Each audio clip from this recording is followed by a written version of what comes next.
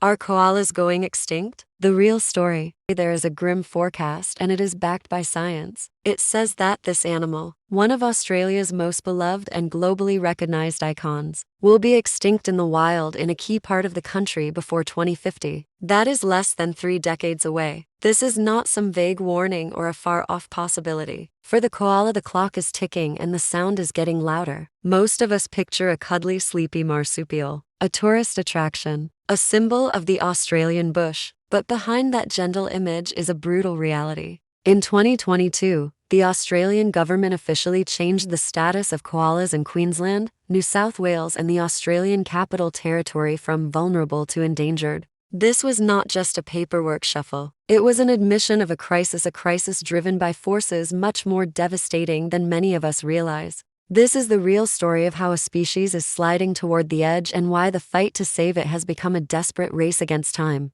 Section 1.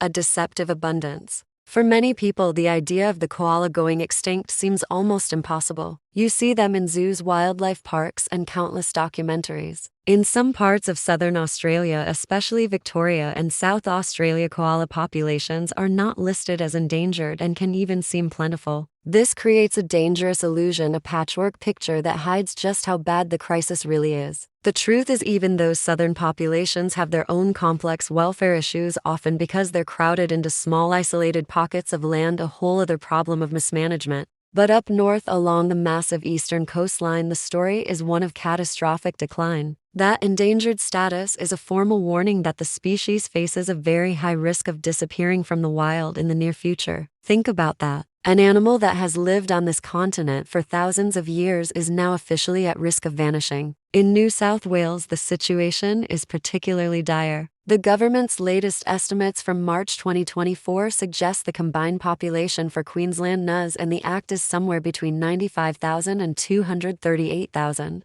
But the cuddly icon is in a fight for its life, and for decades we've been missing the real story. So what is pushing them over the edge? It is not one single thing. It is a relentless, multi-pronged assault. Section 2. The bulldozer and the vanishing forest. The number one overwhelming force driving koalas towards extinction is the destruction of their homes. It is not dramatic or sudden. It is a slow, grinding eradication of their entire world. Koalas are not like other animals that can just adapt. They are extreme specialists. Their whole existence is tied to one thing, the eucalyptus forest. It is their home, their water source, and their only food. They're biologically built to detoxify the fibrous, poisonous leaves that would kill most other animals. When you destroy the forest, you destroy the koala. Since European settlement, a shocking percentage of koala habitat has been cleared. And this is not just ancient history. It is still happening. Forests are bulldozed for our ever-sprawling cities, cleared for farms, and logged for timber. Every tree that falls is another piece of the koala's life support system being ripped away. But it is not just the outright destruction, it is the fragmentation. We have not just cleared the forests. We've shattered them. We've sliced them up with roads, farms, and suburbs, leaving behind tiny isolated islands of trees. For a koala, trying to get from one island to the next is a life or death mission.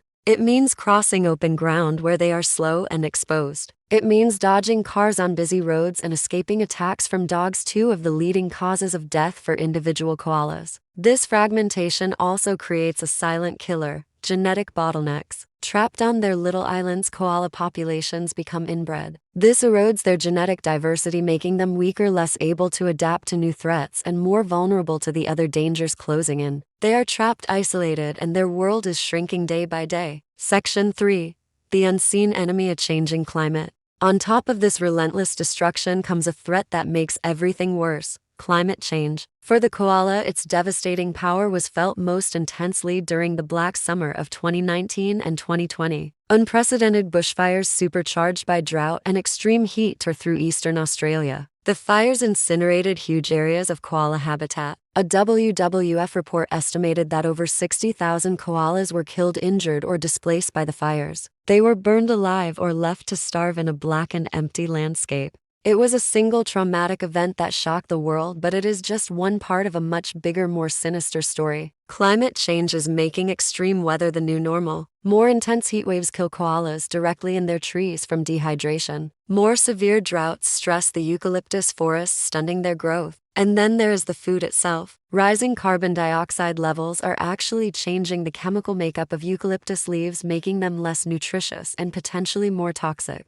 Imagine being an animal with the most specialized diet on Earth only to find your only food is becoming junk food. Koalas are facing the grim possibility of starving on a full stomach, forced to travel further and burn more precious energy just to survive. This constant stress, this state of hunger and thirst, weakens their bodies, making them prime targets for the next great threat that has been festering for decades. Section 4. The plague within it is a disease with a familiar name, chlamydia. But in koalas, it is a devastating plague. The bacterium Chlamydia pecorum is widespread, especially in the shrinking populations of Queensland and New South Wales. It is a horrific illness causing severe inflammation that leads to painful urinary tract infections, blindness, and pneumonia. Most critically, it attacks their reproductive systems, making a huge number of infected females infertile. For a species already on the brink, a disease that stops them from breeding is a biological catastrophe. In these struggling populations, seeing a young healthy joey is becoming rarer and rarer.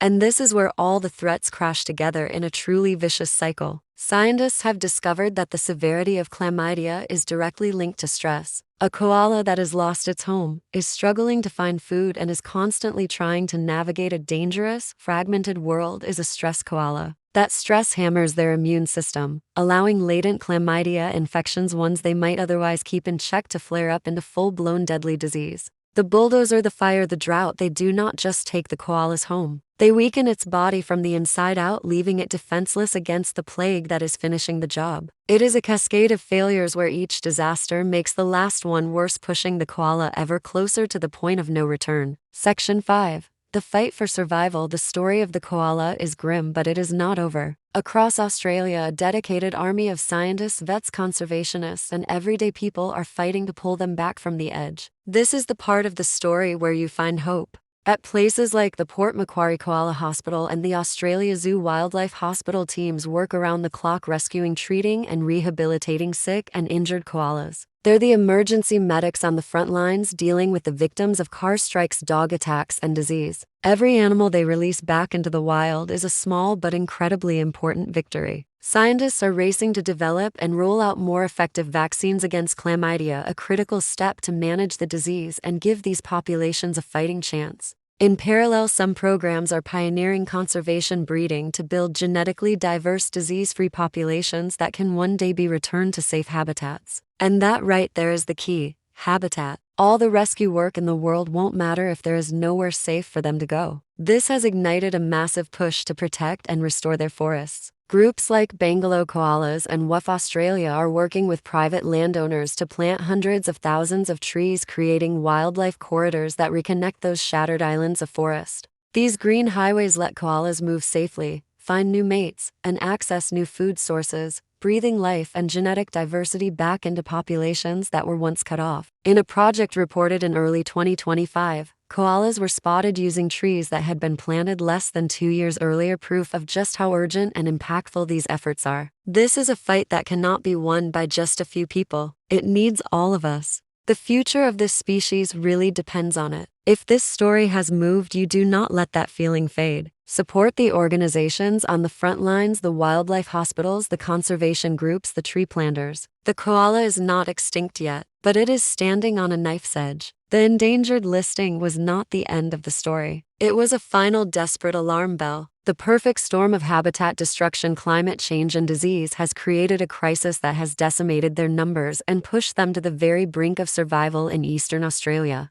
We are the generation that will decide their fate. We can be the ones who stood by and let this iconic animal fade into a sad memory in our history books. Or we can choose a different path. We can choose to fight. We can restore their forests, heal their sick, and give them a future. The story of the koala is really a reflection of our relationship with the natural world and our willingness to protect it. Let's make sure it is a story of survival.